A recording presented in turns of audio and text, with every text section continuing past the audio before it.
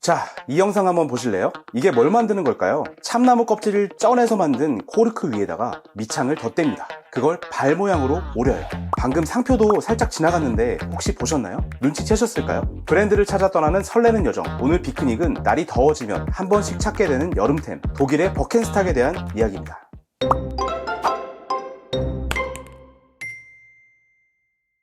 에디, 혹시 버켄스탁이 역사가 얼마나 된지 아시나요? 50년? 보시면 좀 더 써요. 저 알아요. 100년. 100년? 아닙니다.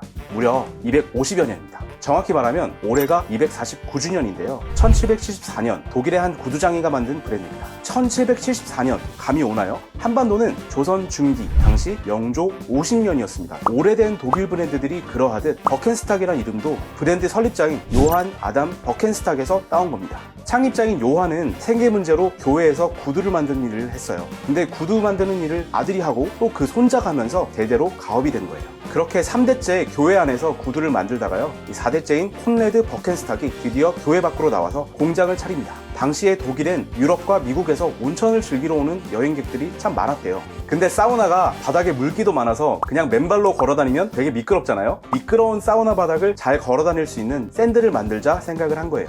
콘레드 버켄스탁, 이 사람이 좀 특별했던 게 사람 발에 맞는 이상적인 신발이 뭔지 오랫동안 고민을 합니다. 무려 15년 동안이나 사람들의 발바닥 모양만 계속해서 본뜨다가 가장 이상적이라고 평가되는 안창을 개발해요. 푹신푹신한 라텍스와 코르크를 혼합한 오늘날의 버켄스탁 샌들의 원형이 탄생한 겁니다. 오래 신을수록 신는 사람의 발 모양대로 밑창이 변합니다.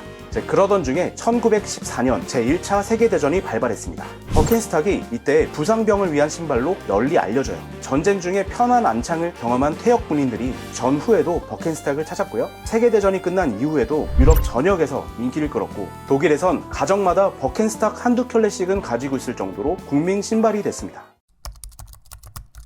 버켄스탁이 많은 사람들에게 사랑을 받은 이유는 뭘까요? 참 심플합니다. 인체 공학적인 샌들이라는 거죠. 다시 말해서 신었을 때 되게 편하더라는 겁니다. 하지만 특장점인 편안함이 앞으로 200년간 쭉 버켄스탁의 걸림돌이 됩니다. 편안한 건 기능인 것이지 패션이라고 할 수는 없잖아요. 일단은 TPO에 맞지 않았어요. 트레이닝복이 편하고 또 민소매가 시원해서 좋지만 아무 데서나 입을 수 있는 옷들은 아니잖아요. 버켄스탁도 마찬가지였습니다. 그래서 버켄스탁이 1960년대엔 무려 190여 년 만에 최대 시장인 미국에 진출을 했는데도 기능성 신발이라는 이미지 때문에 패션샵이 아니라 건강용품 상점에서 판매가 됩니다. 타깃이 일반인이라기보다는 오랜 시간 동안 서 있는 직업을 가진 특수업 종사자들로 자연스럽게 맞춰졌어요. 다양한 연령을 타깃할 수 있는 확장성이 없다는 게 문제였습니다.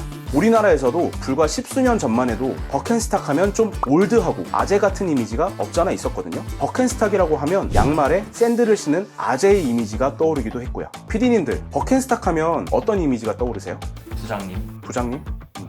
물에 젖으면 약간 좀 찝찝한? 저는 사실 시간이 지나면 안 신게 되는 샌들 같아요. 솔직히 푹신한 코르트가 이렇게 들어가서 이게 신다 보면 내 발에 딱 맞아서 편하긴 한데 안창이 변하거든요. 발바닥 모양도 좀 찍히고 좀 안 이쁘고 냄새도 나죠. 자, 이 사진을 보세요. 작년에 유명한 사람이 신었던 버켄스탁이 경매에 나와서 화제가 된 적이 있습니다. 바로 애플의 창업자인 스티브 잡스가 생전에 신었던 버켄스탁이에요. 이게 얼마에 팔린지 아세요? 자그마치 20만 달러, 우리 돈으로 약 2억 6천만 원에 팔렸습니다. 와, 대단하죠? 그런데 사진을 보면 거뭇거뭇한 발때가 묻은 그냥 평범한 버켄스탁이에요. 저희 집에 오래 굴러다니는 버켄스탁이 하나 있거든요. 그거랑 똑같이 생겼어요. 또 이 코르크 재질이 물에도 쥐약이라서요, 비 오면 망가지니까 절대 못 신죠. 편할 때 신으려고 샀는데 때를 가려가며 신어야 하는 거잖아요.